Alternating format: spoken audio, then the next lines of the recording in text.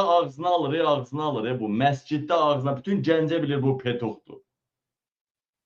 Veren, torpaqlarımızı azad edən Azərbaycanın qeyrətli oğlu, uca qamətli, qeyrətli, şərəfli, ləyaqətli prezidentimiz İlham Heydəroğlu'na dua edirəm. Amin. İlahi prezidentimizi xəta bəladan uzaq elə.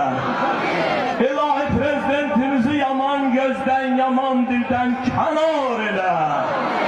İlahi Məcbur elətdirir dedizdir. Amin deyənin də anasının ağzına qabil sevənlər versin. Bəlkə də Amin. Arifinin deyirləri. Deyirəm, bəlkə də Arifinin qışqırırlar. Mikrofonla amin sözün verirlər. Hə, düz deyirsən. Bəlkə də mikrofonla verirlər onu. 100 var. hər kəsi hifz elə.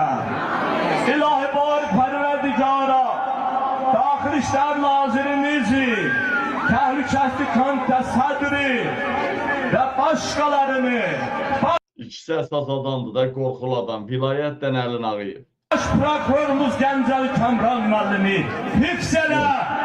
Arvadı Qəhbə Kamranı yaddan çıxarmır. Hifz elə.